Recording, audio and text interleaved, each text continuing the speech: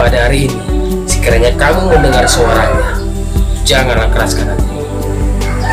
Seperti di Meriba, seperti pada hari di masa padang gurun. Kembali saya menyapa saudara di channel YouTube Marganda Sialagan. Pesan Courage Message hari ini adalah jangan keraskan hati. Hati adalah sentral kehidupan manusia. Kalau hati ini sudah ditawan, akan membuat nurut. Salah satu film tentang Jack Sparrow, The Pirates of the Caribbean, itu menggambarkan seorang musuh namanya Davy Jones. Hatinya itu dibuat di dalam peti. Nah, kalau siapa yang memiliki hati ini, maka dia akan bisa mengendalikan Davy Jones, karena hati itu ditawan, dia menjadi milik dari orang lain. Itu sebuah gambaran film, tapi itu menunjukkan bahwa jika hatinya dikontrol oleh orang lain, maka dia tunduk kepada orang yang memiliki hatinya itu.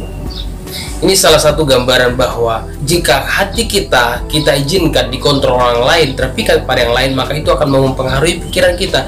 Itu akan membuat pikiran kita terus tertuju ke sana, ngikutin apa yang menjadi maunya. Sama seperti pepatah Indonesia, seperti kerbau dicocok hidung. Kerbaunya akan menurut, mengikut saja kemana diarahkan orang yang menarik ya. Kalau hati kita ini ngotot, maka kita akan dipengaruhi oleh apa yang membuat kita ngotot. Pemikiran, keadaan yang membuat kita ngotot itu akan menuntun, mengarahkan kita terus, mempengaruhi, mungkin menggantui pikiran kita, mengganggu pikiran kita, membuat kita terus kepikiran. Pernah bayangkan saudara pengen sesuatu, terus kepikiran kapan aku beli, terus pikirannya ke sana. Lihat anak-anak kalau sudah sesuatu pengen suka sekali, mungkin dia ngotot paksa, mami belikan, ayah belikan, terus pikiran doa, dibawakan dalam doanya, karena sudah kepikiran, hatinya terus tertuju ke sana.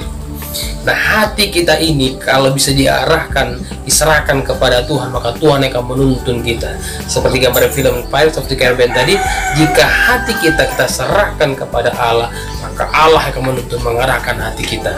Tapi kalau kita tidak serahkan kepada Allah, kita serahkan kepada benda, kita serahkan kepada kekayaan akan mempengaruhi kita. Akan di mana hartamu berada, di situ hatimu berada. Kalau harta kita serahkan kepada Tuhan, maka hati kita juga tertuju kepada Tuhan, ke tempat di mana berada. Kalau harta kita serahkan ke bank, itu kepikiran ke bank, gimana bank awan, banyak sekali cara-cara untuk mempengaruhi pikiran kita. Dan hati kita mari kita serahkan kepada Allah. Hati ini membuat terkadang gelisah, hati ini membuat pengen memaksa. Allah mengingatkan, jangan keraskan hatimu, seperti peristiwa di Meriba. Kenapa di Meriba? Mereka marah, mereka ngotot, mereka memaksa, meminta seperti yang mereka mau. Tidak ada, ayo kami kelaparan, mereka marah, hingga akhirnya mereka memberontak. Nah, saat itu Tuhan marah kepada mereka. Pemberontakan terjadi dalam kehidupan manusia itu karena hatinya tidak terkontrol. Hatinya ini sudah dipengaruhi oleh keadaan sekelilingnya, hatinya sudah dipengaruhi oleh orang lain. Tapi kalau hati kita ini tulus untuk mengikuti petunjuk dari Yang Kuasa, maka kita akan sejahtera. Keadaan yang disampaikan di peristiwa di masa dan di Meriba itu keadaan di mana orang Israel dituntun untuk keluar dari padang gurun, dan hati itu terus diproses. Saudara lihat bagaimana pada waktu Allah ingin mengutus Musa, Allah berkata kepada Musa, masukkan tanganmu ke dalam bajumu. Dimasukkan tangannya, begitu ditarik keluar, lalu tangan itu apa? Tangan kanan kusta. Musa ketakutan. Itu gambarannya apa? Tuhan ingin memberitahu kepada Musa, Musa, ini loh hatimu.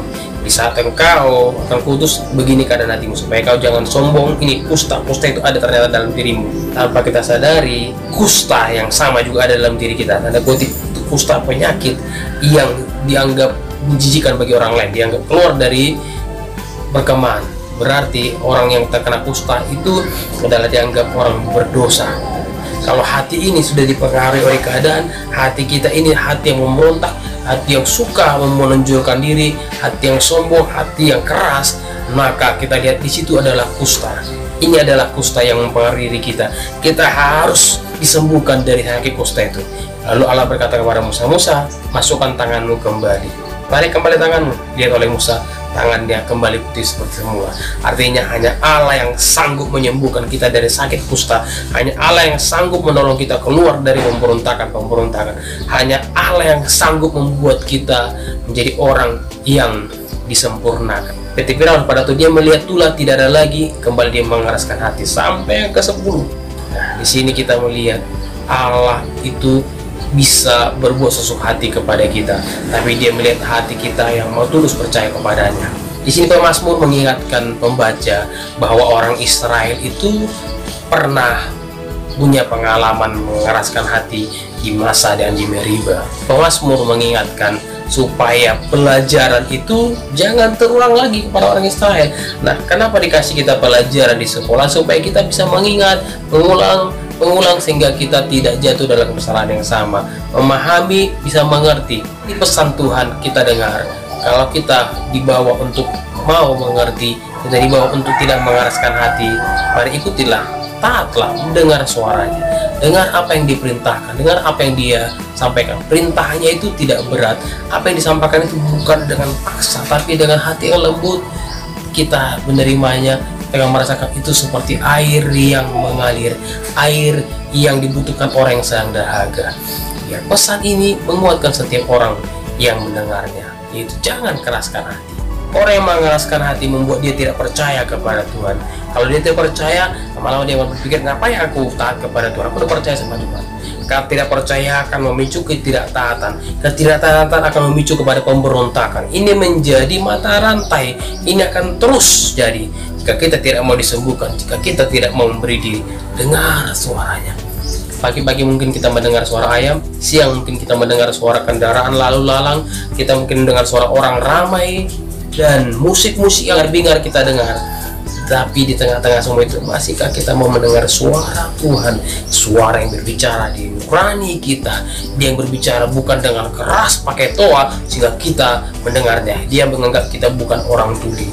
Tuhan tidak menganggap kita itu orang yang tidak bisa mendengar. Sekalipun menurut manusia kita itu tuli atau peka, tapi menurut Tuhan kita punya telinga yang ada tujuannya, yaitu bisa mendengar, dengar suara Allah. Kita punya hati untuk bisa memahami maksudnya. Yang dimaksudkan oleh Tuhan itu tujuannya supaya kita bisa menjadi orang yang taat, menjadi orang yang mau melakukan apa yang dia mau. Yang Tuhan mau itu bukan terpaksa kita kerjakan, tapi dengan lembut dia mengarahkan kita. Pernah lihat sebuah film-film ada suara-suara seperti film Venom, itu suara yang sampai di telinganya, dia tahu orang lain tidak mendengar, tapi dia bisa mendengar sendiri. Suara Venomnya begitu keras bagi dia, tapi dia belajar mengikuti dan ternyata arahannya bagus. Itu film-film, dan Venom itu makhluk yang luar angkasa di film yang suaranya keras yang bisa membunuh manusia. Nah, Allah tidak seperti itu. Dia menyampaikan suara bersabda penuh ketegasan, penuh kelembutan. Yaitu suara yang lembut dan tegas untuk mengajari semua orang, untuk membimbing orang kepada rencananya. Rencana itu sampai kepada tanah perjanjian, sampai kepada tujuannya digenapi dalam hidup kita. Itu rencana Allah. Bagaimana supaya apa yang dijanjikan itu terjadi dalam diri kita, itu maunya dia. Apa yang kita doakan, kita percaya itu terjadi dalam diri kita, itu maunya Tuhan. Tetapi kalau kita menjadi orang yang tidak taat, kita meminta tapi kita tidak mau mengikuti arahan tuntunan supaya kita sampai kepada yang kita minta itu, maka itu tidak jadi. Dan kita yang membuat itu, bukan Allah.